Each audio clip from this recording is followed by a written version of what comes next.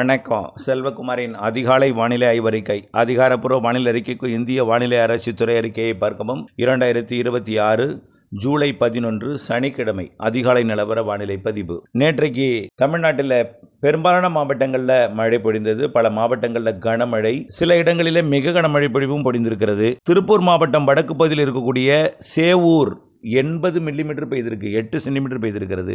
மேலும் பார்த்தீங்கன்னா சிவகங்கை மாவட்டம் அமராவதி புதூர் 77 மில்லிமீட்டர் பெய்திருக்கிறது, அங்கேயும் 8 சென்டிமீட்டர் மழை பொழிந்திருக்கிறது. அடுத்தபடியாக பார்த்தீங்கன்னா விழுப்புரம் மாவட்டம் திருவண்ணாமலை மாவட்ட எல்லை ஓரம் வசந்த கிருஷ்ணாபுரம் 84 மில்லிமீட்டர் பெய்திருக்கு. இது எங்க இருக்குன்னா திருவண்ணாமலை மாவட்டத்திற்கும் கள்ளக்குறிச்சி மாவட்டத்திற்கும் விழுப்புரம் மாவட்டமும் சந்திக்கும் இடமா இருக்கு.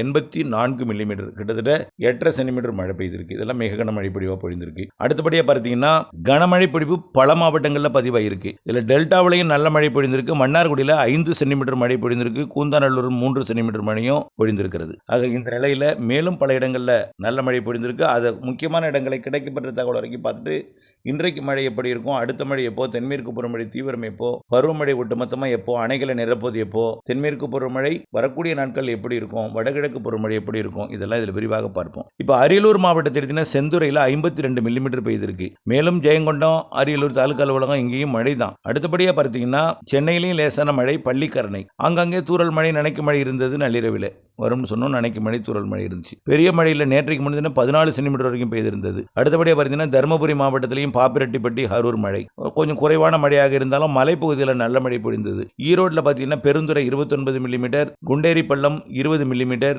பவானி 15 மில்லிமீட்டர், மொடக்குறிச்சியில் ஒரு இடத்துல பார்த்தீங்கன்னா 15 மில்லிமீட்டர் பெய்திருக்கு, ஒரு இடத்துல 10 மில்லிமீட்டர் பெய்திருக்கு. ஈரோட்டிலையும் மழை. இன்னும் பல இடங்களில் வரட்டுப்பள்ளம், தாளவாடி, அம்மாப்பேட்டை இங்கேயும் மழை பொழிவு இருந்தது. அடுத்தபடியாக பார்த்தீங்கன்னா கன்னியாகுமரி மாவட்டம் சித்தார் 1, சிவலோகம், பாலமூர், பெருஞ்சாணி, புதனணை, மறுபடியும் பார்த்தீங்கன்னா பேச்சிப்பாறை, ஆரல்வாய்மொழி, கன்னிமார், பூதபாண்டி இங்கேயும் மழை இருந்தது. அடுத்தபடியாக பார்த்தீங்கன்னா இப்போ நம்ம இந்த அகர வருஷப்படி உள்ள ஊர்களை பார்த்துட்டு வர்றோம். அடுத்தபடியாக தனியமங்கலம் மதுரை மாவட்டம் 18 மில்லிமீட்டர் பெய்திருக்கிறது. அடுத்தபடியாக மயிலாடுதுறை மாவட்டம் மணல்மேடு 64 மில்லிமீட்டர் பெய்திருக்கிறது. சீர்காழி 38 மில்லிமீட்டர், கொள்ளிடம் அதாவது ஆனைக்காரன் சத்திரம் 32 மில்லிமீட்டர், செம்பனார் கோவில் மழை.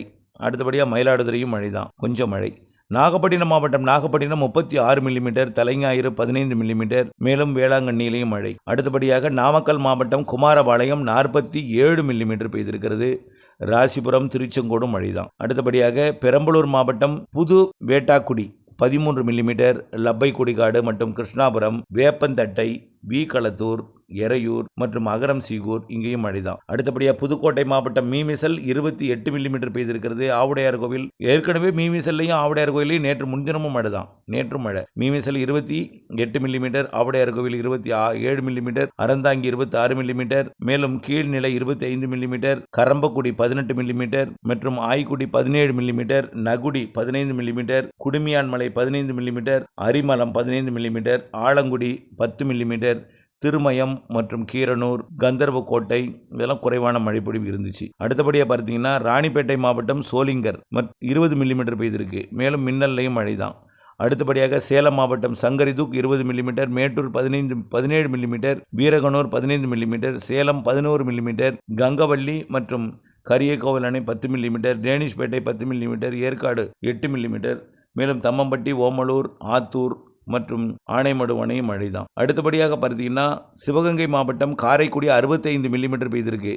தேவக்கோட்டை 21 மில்லிமீட்டர், திருப்பத்தூர் மற்றும் இளையான்குடி, மானாமதுரை இங்கேயும் மழை தான். அடுத்தபடியாக தேனி மாவட்டத்தில் கடனா நதி செக்ஷன்லையும் குண்டார் செக்ஷன்லையும் மழை. அடுத்தபடியாக நீலகிரி மாவட்டம் நடுவட்டம் 48 மில்லிமீட்டர், பார்வுட் 34 மில்லிமீட்டர், கோத்தகிரி 34, கிளன்மோர்கன் 23 மற்றும் நிறைய இடங்களில் மழை பொழிந்திருக்கிறது. 10 சென்டிமீட்டர் ஒரு பெரிய பட்டியலே இருக்கு. அடுத்தபடியாக தேனி மாவட்டம் பெரியார் 15 மில்லிமீட்டர் தான், மேலும் சோத்துப்பாறை 11 மில்லிமீட்டர், இதெல்லாம் கேரளா பகுதியில் உள்ளே இருக்கு. அடுத்து திருவாரூர் மாவட்டம் மன்னார்குடி 51 மில்லிமீட்டர், திருவாரூர் தலைநகர் பகுதி 35 millimetre, Thiruthuraipoondi 25 millimetre, sub register office Muthupettai 20 millimetre, மேலும் நீடாமங்கலம் 20 மில்லிமீட்டர், வலங்கிமான் 11 மில்லிமீட்டர், பாண்டவையார் தலைப்பு கொரடாச்சேரி 10 மில்லிமீட்டர், குடவாசல் சாதாரணமான லேசான மழை. அடுத்தபடியாக பார்த்தீங்கன்னா திருநெல்வேலி மாவட்டம் ஊத்து 13 மில்லிமீட்டர், நாலுமுக்கு மற்றும் காக்காட்சி போன்ற பகுதிகளிலையும் மழை தான். அடுத்தபடியாக திருப்பத்தூர் மழைப்பொழிவு கிடைக்கப்பெறவில்லை. அடுத்தபடியாக விழுப்புரம் மாவட்டம் Semmedu 50 millimetre, Avalurpet 46 millimetre, Manambundi 42 millimetre, Kanjanur 17 millimetre, மேலும் ஆனந்தபுரம் 12 மில்லிமீட்டர். இன்னும் நிறைய இடங்களில் மழைப்பொழிவு. விருதுநகர் மாவட்டம் கோவிலாங்குளம் 31 மில்லிமீட்டர். இன்னும் நிறைய இடங்களில் மழைப்பொழிவு தகவல் கிடைக்க பெறவில்லை. தஞ்சாவூர் மாவட்ட மழைப்பொழிவு கிடைக்கல, கடலூர் மாவட்ட மழைப்பொழிவு கிடைக்கல. இன்னும் அடுத்தபடியாக பார்த்தீங்கன்னா நிறைய மாவட்டங்கள் மழைப்பொழிவு கிடைக்கல, அதுலேயும் நிறைய மழை பொழிந்திருக்கிறது. அதை பிறகு பார்ப்போம். அடுத்தபடியாக இன்றைக்கு எப்படி இருக்கும் வானிலைன்னு பார்த்தீங்கன்னா, இன்றைக்கு நேற்றையிலே விட குறைவான பரப்பில் மழை இருக்கும். ஆனால் பெருசாக இருக்காது, மழை இருக்கும். தென் மாவட்டங்கள்லையும் இந்த மலை மறைக்கக்கூடிய சிவகங்கை, புதுக்கோட்டை மற்றும் ராமநாதபுரம் உள்பகுதி, மதுரை, இந்த தஞ்சாவூர் இந்த பகுதியிலையும் மழை இருக்கும். அதே போல் ஈரோடுலேருந்து சென்னை வரைக்கும் உள்ள வட உள் பகுதியிலும் ரொம்ப குறைவான பரப்பு. இன்னைக்கு ஒரு நாள் தாங்க இந்த மழை. அதே போல் பாலக்காட்டு கணவாய் நுழைவாயிலாக அப்பாச்சி கொண்டிருப்பதில் தொடர்ச்சியாக அதிகாலையிலிருந்து தூறல் சாரல் இருந்துட்டு இருந்துச்சு, லேசான மழையாக. அடுத்தது இந்த 8 நாள் இடைவெளி கிடைக்கும்னு சொல்லியிருக்கிறோம். ஆக அந்த 8 நாள் 18ஆம் தேதி வரைக்கும் இடைவெளி. நம்ம 10 நாள் இடைவெளின்னு முதல்ல சொல்லியிருந்தோம். இப்போ அதை 8 நாளாக குறைச்சிருக்கோம். 8 நாள் இடைவெளி. இப்போ பார்த்தீங்கன்னா அந்த பவி புயல் பசிபிக் பெருங்கடலில் தற்பொழுது தைவானின் வடக்கு பகுதியை மையம் கடக்காமல் வெளிச்சுற்று கடக்கிறது, தொட்டுக்கொண்டே போகுது. அது போய் சீனாவை தான் வலிமையாக தாக்க போகுது, வெள்ளப்பெருக்கு ஏற்படுத்த போகுது. சீனாவை தாக்கின பிறகு தென்கொரியா, வடகொரியா அப்படியே வடக்கு நோக்கி போய் நிற்கும், செயலிழந்துடும். போய் சீனாவோட தைவானை ஒட்டிய பகுதி தாக்கும், பிறகு அப்படியே தென்கொரியா, வடகொரியாவை தாக்கி செயலிழந்துடும். ஆனால் காற்று பாதிப்பு என்பது தைவானுக்கும் சீனாவுக்கும், பிற இடங்கள்லாம் மழைப்பொழிவு. இதுதான் படத்தில் காட்டி வரப்பாரு. காற்றை திசை மாற்றி வச்சிருக்கு. பிறகு காற்று திசை மாறும் பொழுது மழைப்பொழிவு. வட இந்திய நிலப்பகுதியில் உத்தரப்பிரதேசத்திலையும் காற்று சுழற்சி தாழ்வு நிலை இருக்கு. பாகிஸ்தான் வரைக்கும் பருவமழை தொட்டுடுச்சு. பாகிஸ்தான்லையும் பருவமழை தொடங்கிடுச்சு. ஆனால் இன்னும் பாகிஸ்தானை குளிர்விக்கல, வெப்பம் இருக்கு.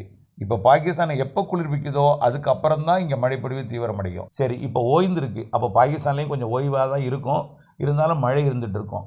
பாகிஸ்தான் குளிர்றதுக்கு அடுத்த சுற்று தான். அந்த 18ஆம் தேதி மழை வருது பார்த்தீங்களா, அது தென்மேற்கு பருவமழை பாகிஸ்தான் பகுதியில் வலுத்து பெய்யும். 18, 19, 20, 21, 22 அடுத்த சிஸ்டம் அப்படியே உள்ளே போகும். 25ஆம் தேதி வரைக்கும் பாகிஸ்தானில் பெஞ்சிட்டு 25ஆம் தேதிக்கு அப்புறம் தான் கேரளாவில் வலுப்புறோம். சரி, என்ன சார் 18ஆம் தேதி மழை வரும்னு சொன்னீங்க, அது என்னாச்சு? அது வெப்பச்சலனத்துடன் கூடிய தென்மேற்கு பருவமழை பெய்யும்.